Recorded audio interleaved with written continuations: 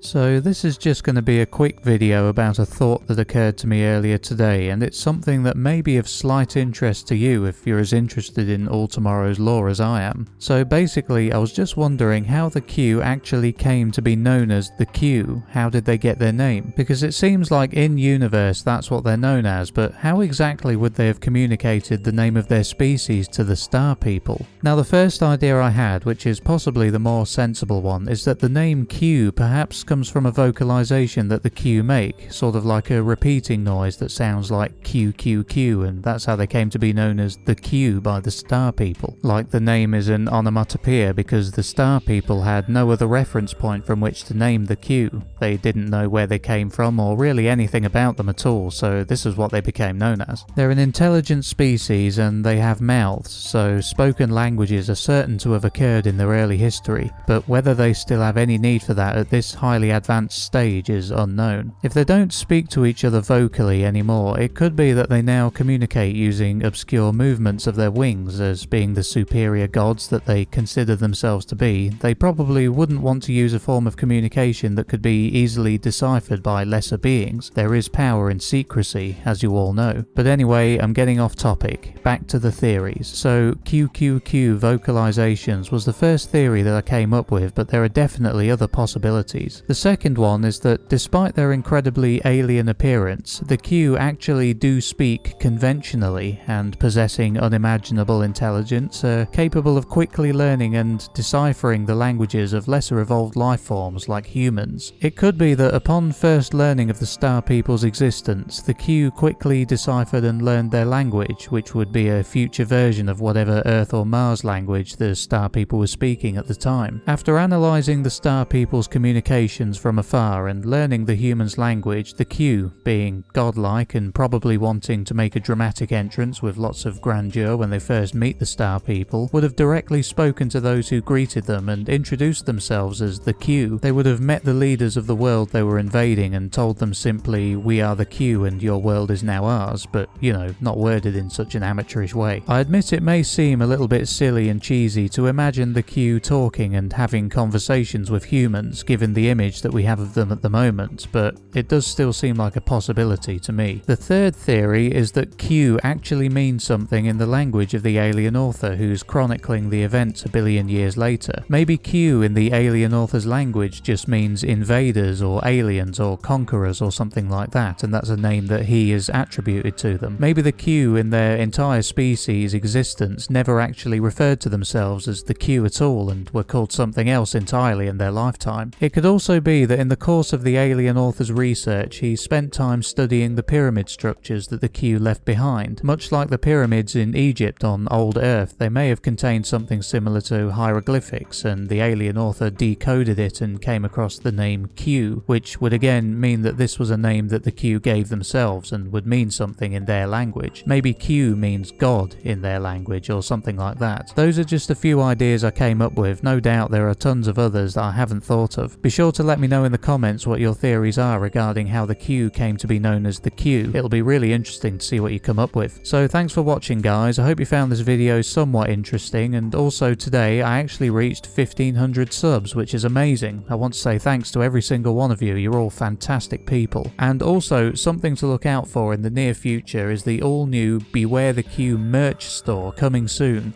It's going to have t-shirts, hoodies, all that kind of stuff. Look at me, I've got 1500 subs and I'm already a sellout. I'm just kidding, but yeah, the store goes live pretty soon, probably within the next couple of weeks. I'll let you all know.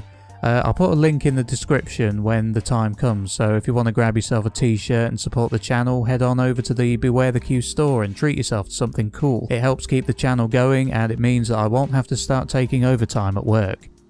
So thank you for watching. If you enjoyed this video, then please hit the like button and subscribe to be notified of future uploads. This has been Beware the Q, and I'll see you next time.